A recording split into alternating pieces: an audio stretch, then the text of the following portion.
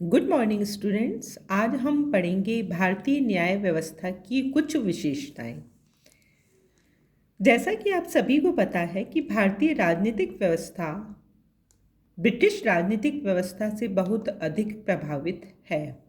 भारतीय संविधान की अधिकांश विशेषताएं ब्रिटिश संविधान के द्वारा ली गई हैं और इसी कड़ी के अंतर्गत हम देखते हैं कि भारतीय न्याय व्यवस्था पर भी ब्रिटिश न्याय व्यवस्था का व्यापक प्रभाव है, परंतु ये पूर्ण रूप से ब्रिटिश नहीं है क्योंकि भारत और ब्रिटेन की राजनीतिक परिस्थितियों में काफ़ी अंतर था। हमने ब्रिटिश न्याय व्यवस्था का भारतीयकरण किया और यहाँ की संघात्मक व्यवस्था होने के कारण तथा अन्य कुछ परिस्थितियाँ भिन्न होने के कारण भी हमें ब्रिटिश न्याय व्यवस्था का भारतीयकरण करना पड़ा। भारतीय न्याय व्यवस्था की पहली विशेषता है कि यह एकीकृत एवं समन्वित है, अर्थात संपूर्ण न्याय व्यवस्था एक कड़ी में गुथी हुई है जिसके शीर्ष पर सर्वोच्च न्यायालय, उसके अधीन उच्च न्यायालय, उसके पश्चात जिला एवं सत्र न्यायालय और फिर नीचे मुंसिफ न्यायालय विद्यमान है। तो भारत में संघात्मक व्यवस्था होते हुए भी न्याय व्यवस्था एकीकृत है तथा समन्वित भी है। न्याय व्यवस्था की अगली विशेषता है कि राष्ट्रपति द्वारा वरीयता का सिद्धांत पर आधारित है, अर्थात भारतीय न्याय व्यवस्था के अंतर्गत राष्ट्रपति को पर्याप्त सम्मान एवं सर्वोच्चता का स्थान प्रदान किया गया है। राष्ट्रपति न केवल सर्वोच्च न्यायालय के मुख्य न्यायाधीश एवं अन्य न्यायाधीशों की नियुक्ति करता है, वरन इसके साथ ही साथ में उसे क्षमादान करने का अधिकार भी प्राप्त है। तो भारतीय न्याय व्यवस्था में राष्ट्रपति को पर्याप्त महत्व एवं स्थान दिया गया है। इसकी तीसरी जो महत्वपूर्ण विशेषता है वह है कि लंबा कार्यकाल। यद्यपि भारतीय न्यायाधीशों का कार्यकाल अमेरिकी न्याय व्यवस्था के समान जीवन पर्यंत नहीं है, परंतु फिर भी न्यायाधीशों को लंबा कार्यकाल प्रदान किया गया है ताकि वे अपनी पूरी कुशलता से निष्पक्षता से कार्य कर सकें। और इस कड़ी के अंतर्गत हम देखते हैं कि न्यायाधीशों के लिए नियुक्त होने की कोई न्यूनतम आयु निर्धारित नहीं की गई है, परंतु वह अधिकतम 65 वर्ष की आयु तक अपने पद पर कार्य कर सकता है, बशर्ते वह त्यागपत्र नहीं दे या उसकी मृत्यु नहीं हो जाए या महाभियोग के द्वारा उसे पद से नहीं हटाया जाए। तो भारतीय न्याय व्यवस्था की एक महत्वपूर्ण विशेषता यह भी है कि इसका कार्यकाल लंबा है। न्यायपालिका की नेक्स्ट विशेषता है न्यायाधीशों की पीठ। सर्वोच्च न्यायालय में सभी मुकदमों को में पूर्ण निष्पक्षता बनाए रखने के लिए उद्देश्य से न्यायाधीशों की पीठ की स्थापना की जाती है, अर्थात मुकदमों की सुनवाई 2 या 2 से अधिक न्यायाधीशों के द्वारा करवाई जाती है ताकि न्यायिक प्रक्रिया में किसी या मानवीय आधार पर किसी भी प्रकार की भूल नहीं हो, प्रत्येक व्यक्ति को उचित और पर्याप्त सही न्याय प्राप्त हो सके। इसके साथ ही साथ में न्यायालय की न्यायिक समीक्षा की भी व्यवस्था की गई है। जो भी न्यायालय निर्णय देता है या जो भी मुकदमों पर सुनवाई होती है उसमें न्यायालय के द्वारा समीक्षा की जाती है और उस समीक्षा में यह देखा जाता है कि जो भी निर्णय दिए गए हैं वे उचित आधार पर दिए जाएं। इसके साथ ही साथ हम देखते हैं कि न्यायालय की स्वतंत्रता की पूरी व्यवस्था की गई है। न्यायालय पूर्ण निष्पक्षता से काम करे और इसके साथ ही साथ में लोगों को निष्पक्ष न्याय प्राप्त हो सके, इसके लिए सबसे पहले तो कार्यपालिका और न्यायपालिका को न केवल पृथक रखा गया है बल्कि न्यायाधीशों की नियुक्ति को राजनीति से पृथक रखा गया है। संविधान के अनुच्छेद 124(4) के अनुसार राष्ट्रपति अन्य विषयों पर जहां अपनी कार्यपालिका की सलाह के द्वारा नियुक्त कार्य करता है, उनके परामर्श के आधार पर कार्य करता है, न्यायमूर्तियों की नियुक्ति को राजनीति से पूर्ण रूप से पृथक तथा स्वतंत्र रखता है और अन्य न्यायाधीशों की नियुक्ति में वह मुख्य न्यायमूर्ति से सलाह लेता है तथा मुख्य न्यायमूर्ति की नियुक्ति में भी वह अन्य न्यायाधीशों की सलाह को महत्व प्रदान करता है। न्यायपालिका की स्वतंत्रता को बनाए रखने के लिए जो दूसरी प्रक्रिया रखी गई है वह है महाभियोग की जटिल प्रक्रिया।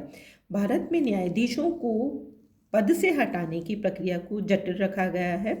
दोनों लोक संसद के दोनों सदनों के पृथक पृथक कुल सदस्यों के बहुमत तथा उपस्थित सदस्यों के 2/3 सदस्यों की सहमति के पश्चात ही न्यायाधीशों को महाभियोग के द्वारा पद से हटाया जा सकता है। यही कारण है कि आज तक किसी भी न्यायाधीश को महाभियोग के द्वारा पद से नहीं हटाया जा सका है, ताकि न्यायाधीश अपनी पूर्ण स्वतंत्रता एवं निष्पक्षता से न्याय दे सकें। इसके साथ ही साथ हम देखते हैं कि न्यायाधीशों को वेतन, भत्ते, छुट्टी, पेंशन न केवल पर्याप्त मात्रा में दिया जाता है, बल्कि उनके पद पर रहते हुए उसमें कोई भी प्रतिकूल परिवर्तन नहीं किया जा सकता और यह व्यवस्था संविधान के अनुच्छेद 125(2) के अनुसार की गई है। यद्यपि देश में यदि वित्तीय आपातकाल लगाया जाता है तो उस स्थिति में इसमें परिवर्तन किया जा सकता है। इसके साथ ही साथ जो प्रशासनिक व्यय एवं वेतन भत्ते हैं वे न्यायाधीशों को संचित निधि से दिए जाते हैं, ताकि उसमें सरकार किसी भी प्रकार का अपनी इच्छानुसार परिवर्तन नहीं कर सके। न्यायाधीशों की स्वतंत्रता को बनाए रखने के लिए सामान्य स्थिति में न्यायाधीश के आचरण पर संसद में चर्चा नहीं की जा सकती है, अर्थात केवल महाभियोग के समय को छोड़कर किसी भी न्यायाधीश के द्वारा दिए गए निर्णय या उसके आचरण या उसके व्यक्तित्व पर संसद में किसी भी दल के द्वारा उस पर प्रश्न चिन्ह नहीं लगाया जा सकता और न ही उस पर किसी भी प्रकार का आरोप या प्रत्यारोप लगाया जा सकता है। ऐसा न्यायाधीशों की निर्भीकता या उनकी स्वतंत्रता को बनाए रखने के लिए किया गया है।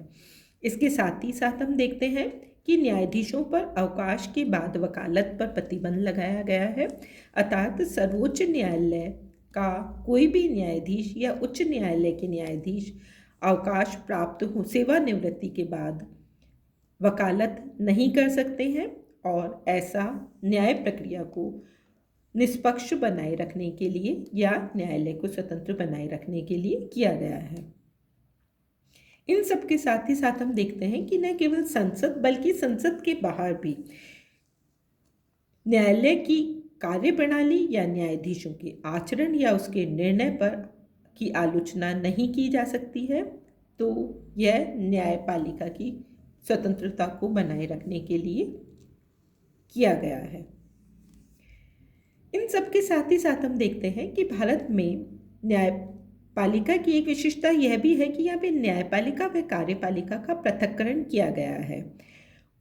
उच्च स्तर पर तो न्यायपालिका और कार्यपालिका पूर्ण रूप से पृथक है ही, बल्कि निचले स्तर पर कहीं कहीं न्यायपालिका और कार्यपालिका में कुछ संबंध था।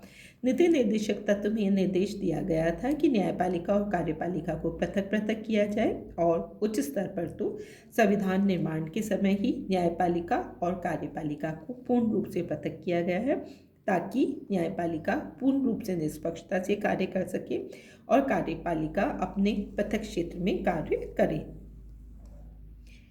इनके साथ ही भारत में लोक अदालतों द्वारा भी जनता को शीघ्र और सस्ता न्याय देने की व्यवस्था की गई है और ये जो लोक अदालतें हैं वे कानूनी दावपेच से ऊपर उठकर सलाह और समझौते के आधार पर मामलों को निपटाने का प्रयास करती हैं।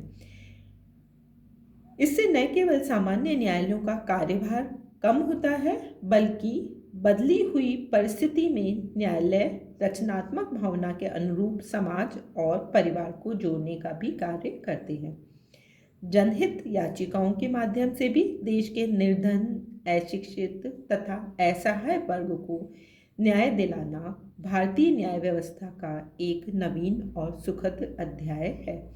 इस व्यवस्था के अनुसार जस्टिस भगवती ने कहा कि कोई भी व्यक्ति या संस्था अन्याय के खिलाफ सर्वोच्च न्यायालय में आवाज़ उठा सकते हैं। तो भारत में श्रम विवाद या खाद्य पदार्थ के उत्पाद तथा वितरण से संबंधित विधानों के लिए इस प्रकार की लोक अदालतों की व्यवस्था की गई है।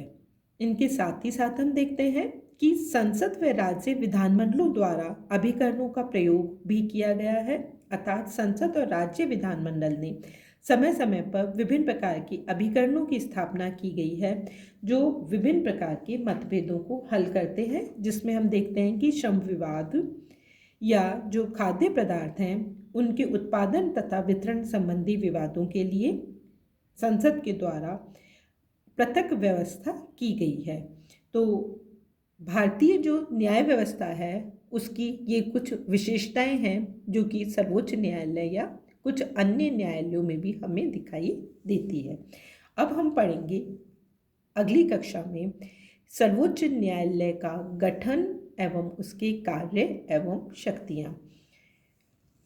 इस न्याय व्यवस्था की विशेषताओं से हमने पाया कि भारतीय संविधान में जो सर्वोच्च न्यायालय है वह पूर्ण रूप से ब्रिटिश नहीं है। इसकी कुछ विशेषताएं हमें अमेरिकी न्याय व्यवस्था की भी तरह दिखाई देती हैं, जिनमें एक महत्वपूर्ण विशेषता है न्यायिक पुनरावलोकन। अर्थात भारतीय संविधान के अंदर यद्यपि स्पष्ट रूप से न्यायिक पुनरावलोकन शब्द की व्यवस्था नहीं की गई है, परंतु फिर भी संविधान के द्वारा कुछ विशेषताएं हैं, जैसे संघात्मक व्यवस्था, मौलिक अधिकार, संविधान की सर्वोच्चता। उसके कारण भारतीय न्यायालय को न्यायिक पुनरावलोकन का अधिकार प्राप्त है और इस न्यायिक पुनरावलोकन के द्वारा वह कार्यपालिका या व्यवस्था के मनमानी या उनके द्वारा संविधान का उल्लंघन या अपने अधिकार क्षेत्र का उल्लंघन करने पर न्यायालय के द्वारा उस अतिक्रमण को रोकने की व्यवस्था करता है। तो ये भारतीय न्याय व्यवस्था की अनूठी एवं कुछ विशिष्ट विशेषताएं थी, जिसमें कुछ ब्रिटिश प्रभाव और कुछ अमेरिकी प्रभाव को स्पष्ट करती हैं। धन्यवाद। जय हिंद।